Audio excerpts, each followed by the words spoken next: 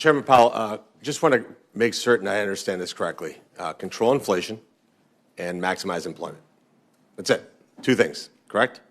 Yes. So let's take one at a time. Maximize employment. Do you care if every American makes minimum wage or makes a livable wage? Is that something that factors into your thought process? In other words, if we have full employment, but most Americans are on substandard wages, does that change your calculus?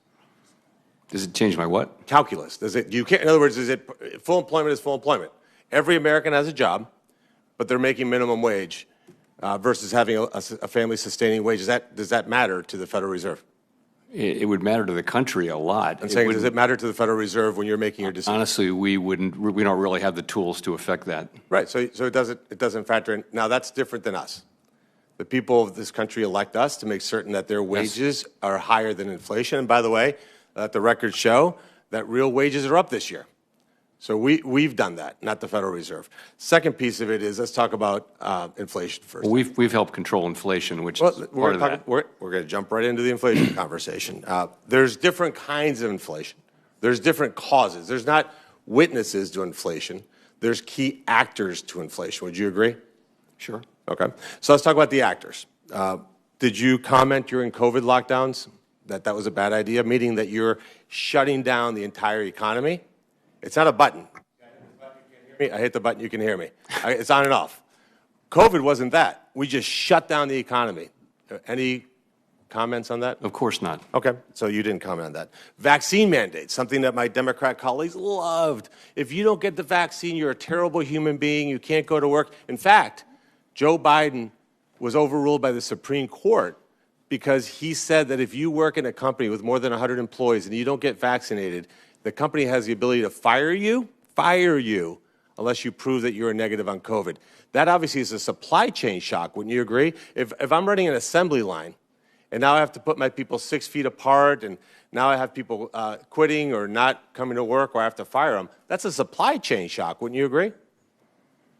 I mean, it's a medical thing that you No, but it's a supply chain shock. George Washington. I'm not asking you to make a medical decision. I'm asking you to make a Fed decision on inflation. Way outside anything we would comment. But it affects inflation because supply. It didn't. In fact.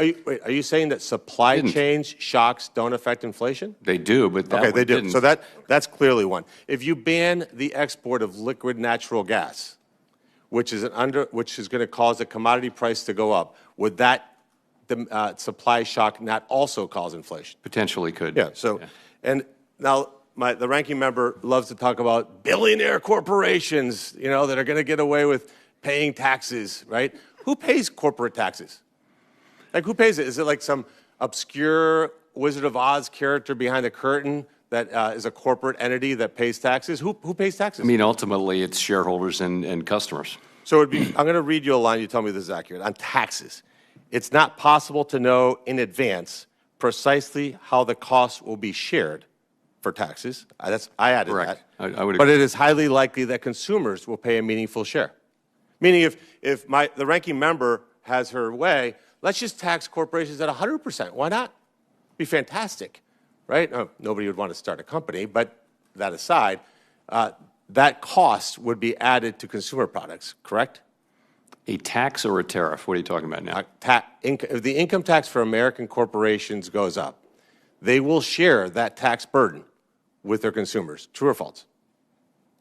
Yeah, ultimately. Yeah. So then taxes do raise inflation, but you don't comment on. I mean, they haven't. And you don't. That's but you don't. Not true. I got empirically, it's not true. The chairman's going to beat me up in 56 seconds.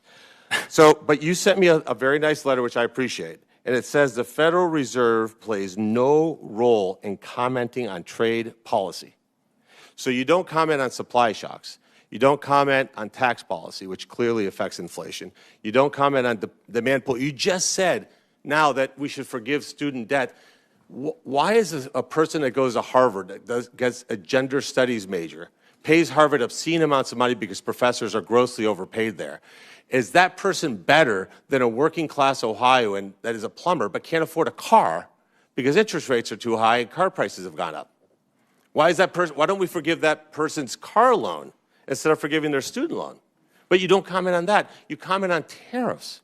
So I'm going to just show you. I don't comment on tariffs at all, actually. I comment on only inflation. commented on tariffs. You've I'm only not commenting on the tariffs. wisdom of tariffs. Look, the chairman's over there in the conversation. I'm going to show you a chart here. This is car prices. I'm paying attention, however. This is car prices since this year. Car prices are down.